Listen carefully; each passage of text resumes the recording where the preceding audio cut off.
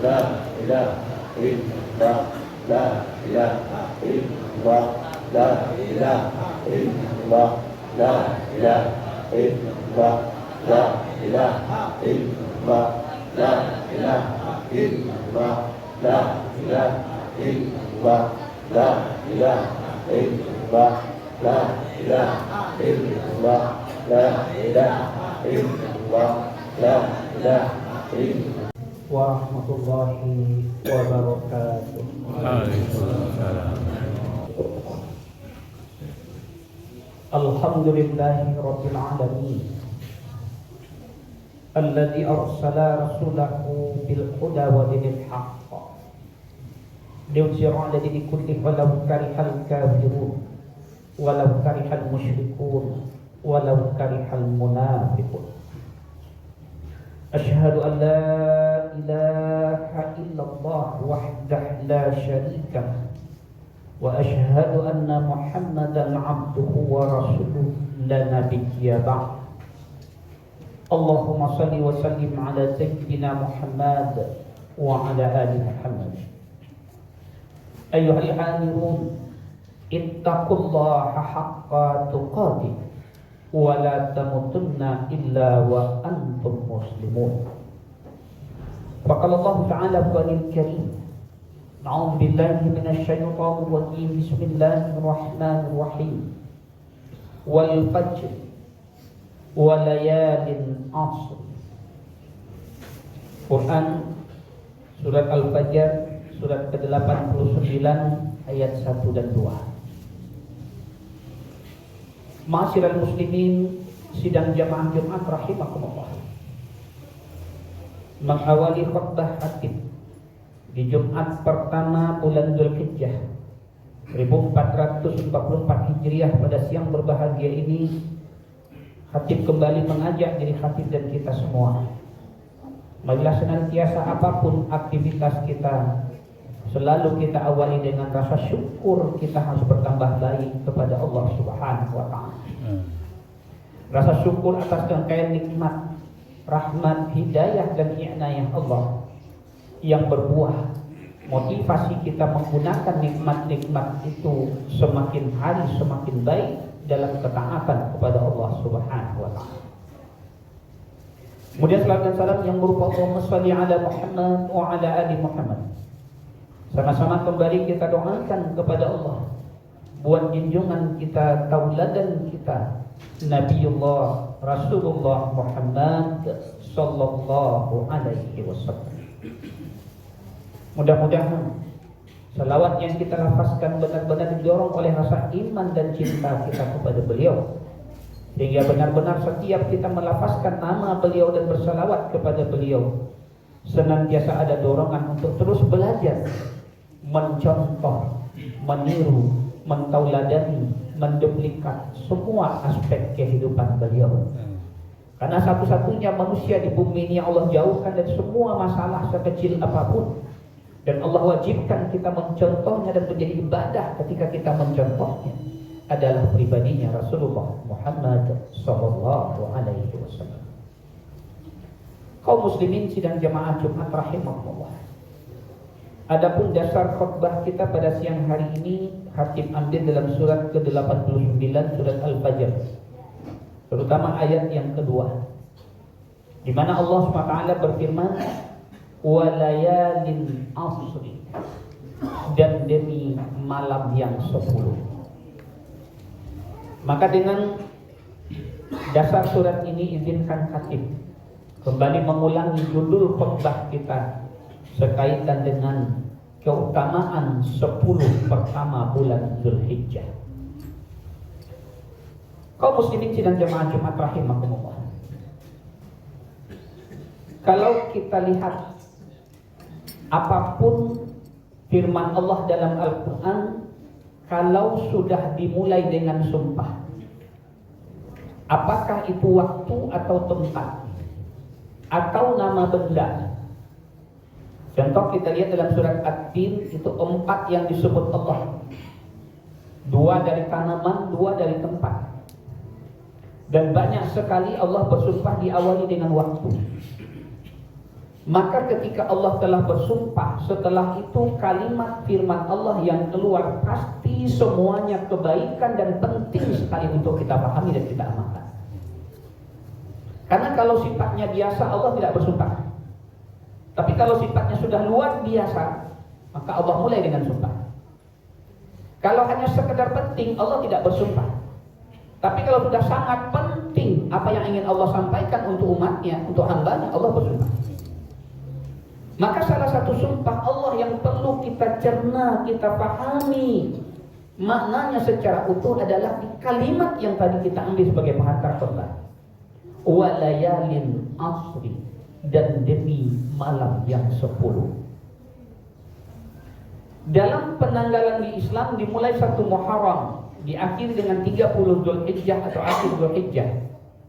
Yang insya Allah sekarang kita sudah bulan terakhir dan akan memasuki tahun baru 1 Muharram 1445 Hijriah, lebih kurang pada tanggal 17 atau 18 Juli yang akan datang.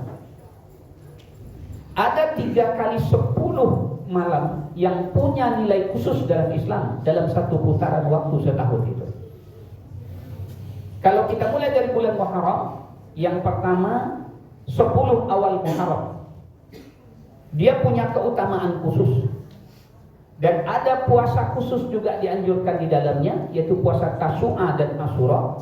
Dan ada hari raya khusus juga di ujungnya, hari raya anak yatim. Yang kedua 10 terakhir bulan Ramadan, di mana banyak sekali ayat dan hadis yang menjelaskan tentang keutamaan bulan Ramadan, dan secara khusus keutamaan 10 malam terakhir bulan Ramadan dengan bonus khusus turunnya malam Qadar. Dan akhirnya juga hari raya yaitu Idul Fitri.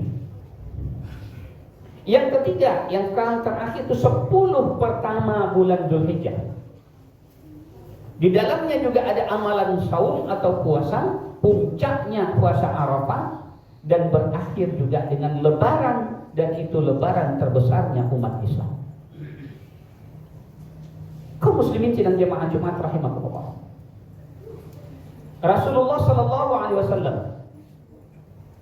secara khusus menyampaikan bahwa sumpah yang disebut Allah dalam ayat ini, ketika ditanya oleh sahabat, mana yang dimaksud oleh Allah dalam ayat ini ya Rasul?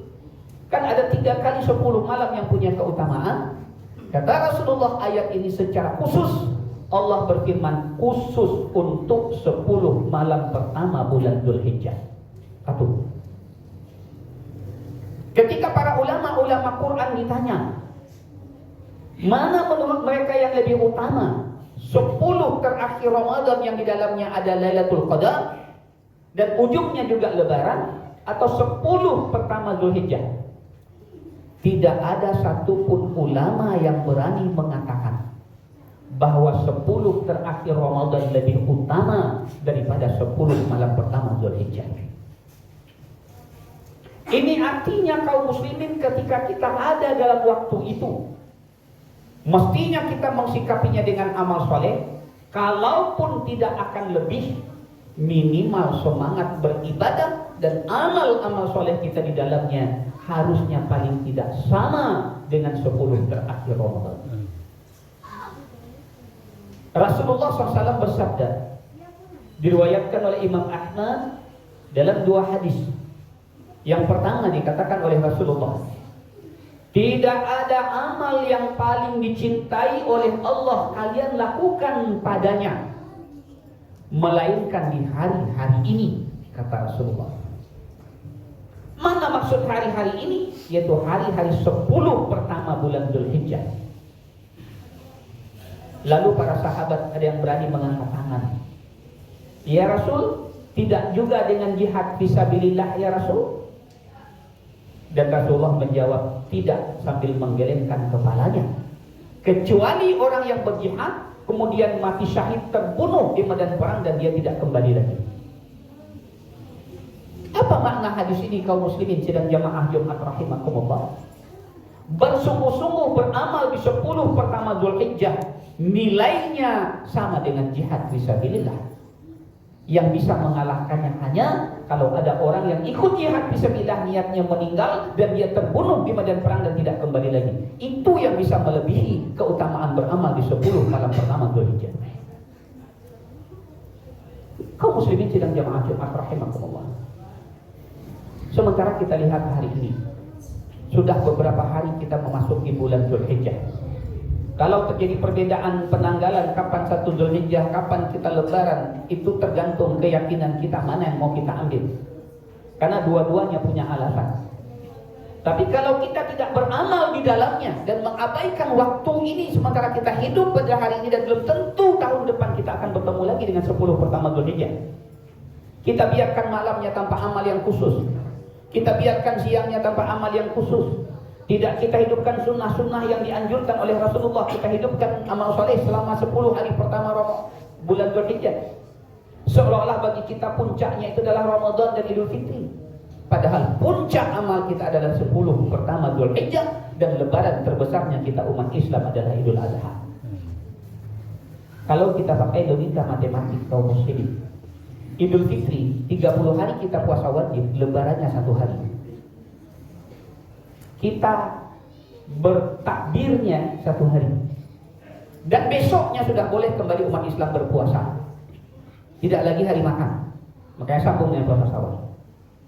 Tapi Idul Adha hari rayanya wajib 4 hari. Seperti apapun semangat kita rajin puasa Senin Kamis, besok kita lebaran hari Rabu misalnya, Kamis kita puasa, haram hukum puasanya. Tidak boleh. Nah, kalau logika matematiknya 1:4, mestinya kita menyiapkan amal soleh seperti apa? Dimanapun orang ketika merayakan kemenangan itu berbanding lurus dengan perjuangan menggapai kemenangan. Klub sepak bola yang menang antar kecamatan, dia berbahagia dan merayakan kemenangan, tapi hanya sekedar tingkat kecamatan. Tapi ada klub nasional yang bisa memenangkan melawan Thailand ketika di final kemarin, maka merayakannya pun lebih besar. Maka harusnya semangat kita berjuang di 10 pertama Dzulhijjah dengan amal-amal soleh yang ada di dalamnya itu 4 kali lipat dibanding 10 per akhir Ramadan. Karena lebarannya pun setelah itu kita 4 kali atau 4 hari dibanding 1 hari Idul Fitri. Kaum muslimin sidang jamaah Jumat rahimakumullah. Amal apa saja yang disunahkan oleh Rasulullah dalam bulan Dzulhijjah ini? Yang pertama, sunnah utama amal di 10 pertama Dzulhijjah adalah haji dan umrah. Maka tidak disebut haji kalaupun kita berkunjung ke Arafah, kalaupun kita naik ke Bukit Jabal Rahmah, kalau tidak tanggal 9 Dzulhijjah. Maka salah satu semangat bagi kita yang tidak hari ini sedang haji, pertama, sudah haji, seharusnya semangat beramal saudara kita yang sedang haji, baik di Mekah dan di Madinah, itu juga tertular kepada kita yang sekarang di sini, bukan di tanah haram. Contoh, kalau saudara kita ketika sampai ke Madinah 9 atau 10 hari, mereka berusaha menjaga arba'in, tidak bolong salat berjamaah ke masjid 40 kali salat. Mestinya ini juga latihan bagi kita menjaga salat berjamaah kita ke masjid untuk tidak bolong. Kalau saudara kita sedang di Mekah sana, jarak hotelnya sampai ada yang 6 kilo, di Aziziyah 2 kali naik bis, bahkan tidak ada bis ketika tengah malam mereka jalan kaki ke masjid. Mestinya semangat itu juga tertular bagi kita hari ini, apalagi yang telah pernah pergi ke sana. Menjaga salat berjamaah ke masjid, tidak terlambat berjamaah ke masjid. Kalau saudara kita sedang haji mengorbankan segalanya, bayangkan berapa biaya haji sekarang, 46 juta lebih. Itu yang reguler. Kalau haji plus sekarang sudah 13.000 US dollar yang pakai ONH plus. Kalau haji furoda sudah sampai 23.000 bahkan 400 juta uang kita untuk berangkat. Mereka tinggalkan 40 hari, 42 hari usaha mereka, keluarga mereka untuk benar-benar beribadah. Bagaimana kita mestinya di sini ketika ingin merayakan hari yang sama, Idul Adha. Yang kedua, bagi kita yang belum haji, harusnya waktu-waktu ini adalah waktu berniat untuk segera bisa mendapatkan porsi haji. Mengalokasikan khusus anggaran untuk segera bisa melaksanakan ibadah haji. Kenapa? Karena rukun Islam kelima itu adalah haji. dan tidak sempurna rukun Islam kita kalau belum haji. Maka sangat aneh kalau ada orang Islam Allah berikan nikmat lebih, bisa melakukan safar meninggalkan kampung halamannya, tapi lebih dahulu dia keluar negeri ke tempat-tempat yang tidak dianjurkan oleh Rasulullah. Karena kata Rasulullah, tidak disunahkan kalian melakukan safar meninggalkan kampung halaman kalian kalau telah mampu melakukan safar kecuali ketiga tempat: Masjidil Haram di Mekah, Masjid Nabawi di Madinah, Masjid Aqsa di Palestina. Maka sungguh syukur kita salah sebagai seorang muslim. Kalau kita punya kelebihan rezeki, dulu kita sampai di Paris daripada sampai di Mekah dan di Madinah. Dulu kita berinvestasi beli rumah, beli kapling tanah daripada mengambil porsi haji.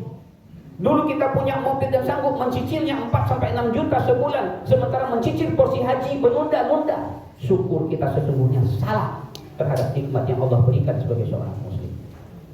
Maka bulan ini bagi kita harusnya bulan bermuhasabah untuk segera bisa berhaji, segera minimal mendapatkan porsi haji. Kalau masih berharap reguler, sekarang antriannya saja sudah 24-25 tahun di Sumatera Barat. Di Kalimantan sudah 39-40 tahun. Di DKI sudah 34-35 tahun. Di Sulawesi sudah 32-33 tahun. Nah, kapan kita akan berangkat kalau masih menunda-nunda? Sementara di Sumbar saja fenomenanya, terlambat kita 1 tahun mendaftar, 3 tahun antrian bertambah. Karena 1 tahun rata-rata mendaftar ambil porsi haji reguler 15.000 orang, sementara yang bisa berangkat di embarkasi kita sesuai aturan hanya 4.613 orang. Di Kalimantan kaum muslim, seorang ayah ketika didatangi oleh calon menantu meminang anak gadisnya, salah satu pertanyaan kepada calon menantunya adalah, apakah sudah punya porsi haji atau belum? Mereka tidak bertanya apakah sudah punya mobil mewah, apakah sudah punya rumah pribadi, apakah sudah punya pertama yang cukup untuk anak cucu mereka. Yang mereka tanya salah satunya adalah, sudah punya porsi haji atau belum? Di Malaysia hari ini kebiasaan masyarakat Malaysia adalah bagi yang punya uang, anaknya SMP, SMA sudah didaftarkan haji karena antriannya 40 tahun lebih. Nanti ketika anaknya bekerja tinggal mencicil ke orang tuanya, hingga sebelum berangkat sudah lunas cicilan porsi hajinya ke orang tuanya karena lamanya antrian. Maka ini harus menjadi kesungguhan kita umat Islam untuk bisa menyempurnakan rukun kita. 10 pertama Dzulhijjah adalah hari-hari bermuhasabah dan hari action kita menyempurnakan itu. Yang kedua, memperbanyak puasa di 9 hari pertama Dzulhijjah dan haram hukumnya puasa di 10 Dzulhijjah. Boleh berturut-turut silakan, boleh berselang-seling silakan. Seminimal-minimalnya hari Arafah atau tanggal 9 Dzulhijjah kita hidupkan dengan puasa sunnah Arafah karena pada yang luar biasa. Dikatakan oleh Rasulullah SAW dalam sebuah sabda beliau, diriwayatkan oleh banyak perawi hadis, salah satu keutamaan puasa bulan Dzulhijjah ini, 1 hari kita puasa di bulan Dzulhijjah, ketika ini tidak kewajiban, ketika orang lain berbuka kita tahan nafsu kita untuk itu karena puasa, maka sehari puasa kita di bulan Dzulhijjah itu menjauhkan kita 70 tahun perjalanan dari lambaian api neraka Allah Subhanahu wa ta'ala. Subhanallah besarnya pada ini. Itu di luar puasa Arafah yang punya kekhususan 2 tahun dosa kita diampunkan oleh Allah SWT di 1 hari kita berpuasa. Yang ketiga, berkurban.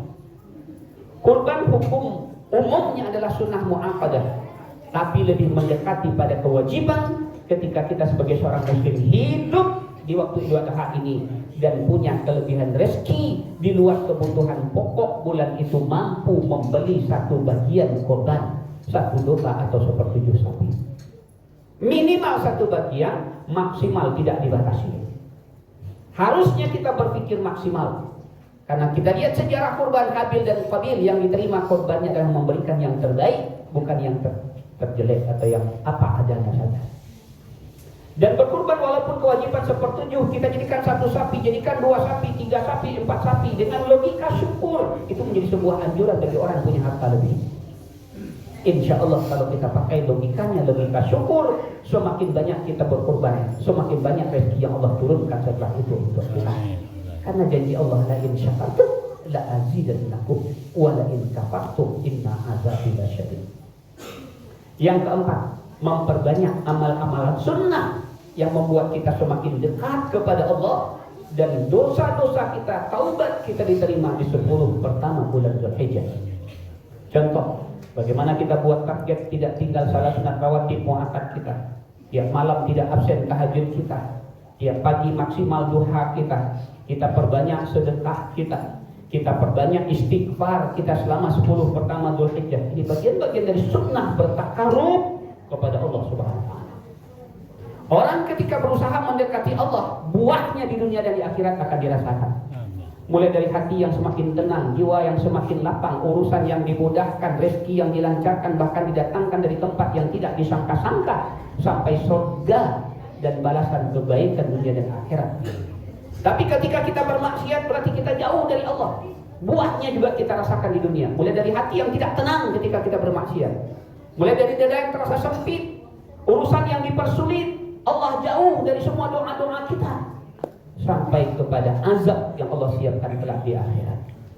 Maka mari kita jadikan 10 pertama Dzulhijjah momen kita berusaha lebih dekat, bertakarub, bertaubat, beribadah dengan amalan-amalan sunnah yang membuat Allah makin dekat dan mencintai kita sebagai seorang hamba.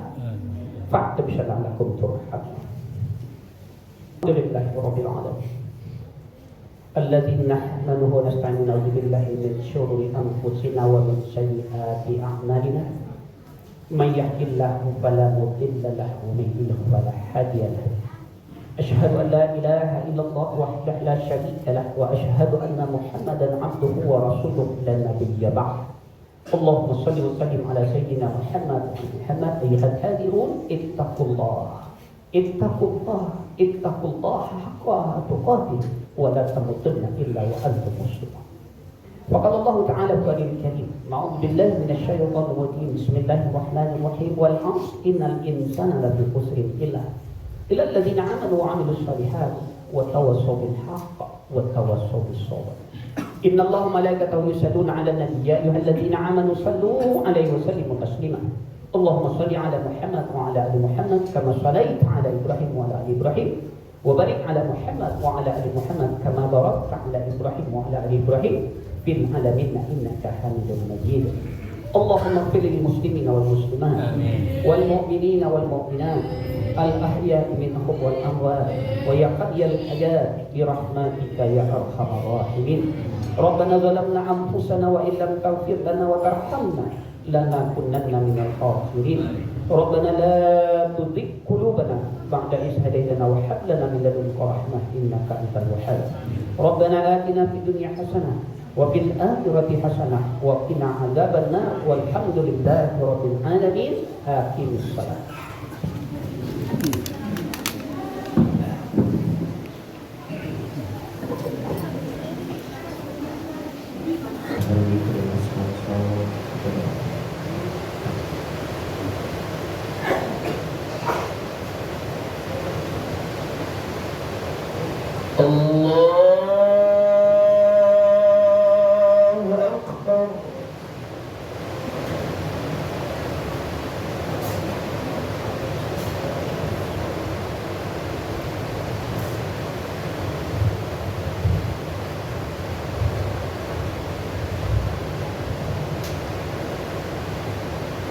بسم الله الرحمن الرحيم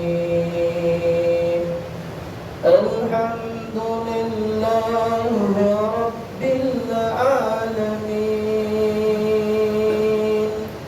الرحمن الرحيم مالك يوم الدين إياك نعبد وإياك نستعين اهدنا الصراط المستقيم صراط الذين أنعمت عليهم غير المغضوب عليهم ولا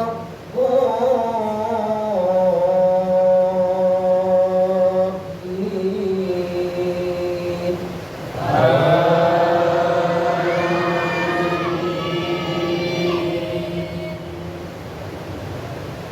بسم الله الرحمن الرحيم والتين والزيتون وطور سينين وهذا البلد الأمين لقد خلقنا الإنسان في أحسن تقويم ثم رددناه أسفل سافلين إلا الذين آمنوا وعملوا الصالحات فلهم أجر غير ممنون فما يكذبك بعد بالدين أليس الله بأحكم الحاكمين الله أكبر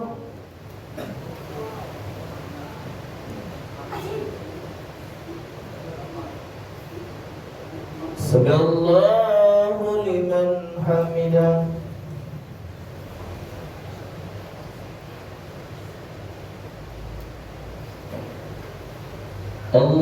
الله أكبر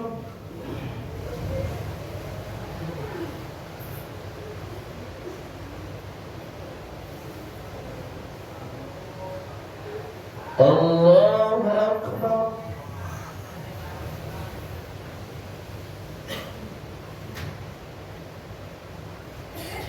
الله أكبر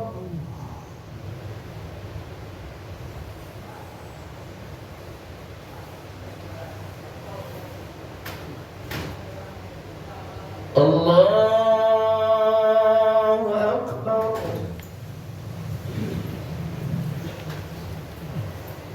بسم الله الرحمن الرحيم الحمد لله رب العالمين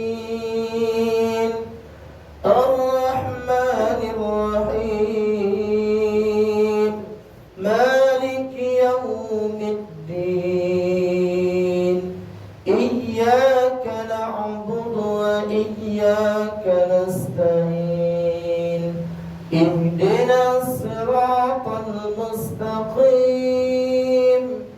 صراط الذين أنعمت عليهم غير المغضوب عليهم ولا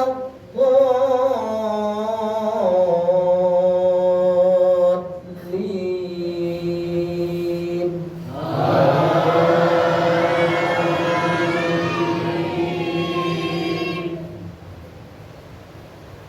بسم الله الرحمن الرحيم ويل لكل همزة لمزة الذي جمع مالا وعدده يحسب أن ماله أخلده كلا لينبذن في الحطمة وما أدراك ما الحطمة نار الله الموقدة التي تطلع على الأفئدة إنها عليهم مؤصدة في أمد ممددة الله أكبر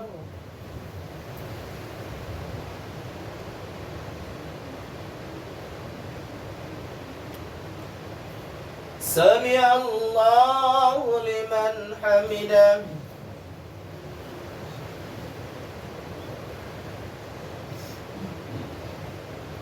الله أكبر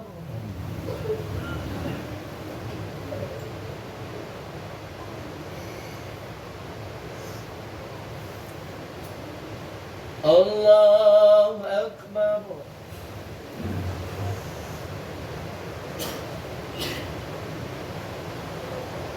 الله أكبر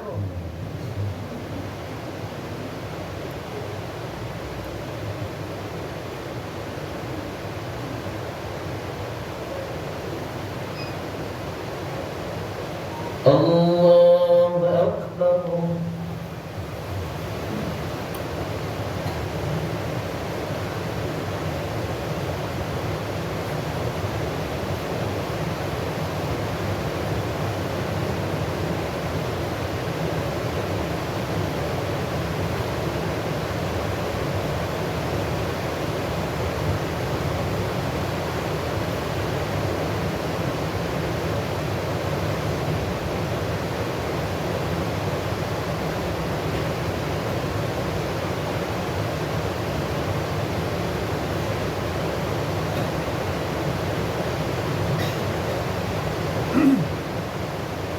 السلام عليكم ورحمة الله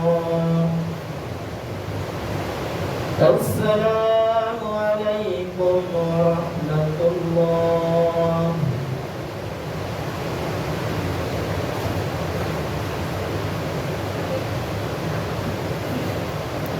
تقول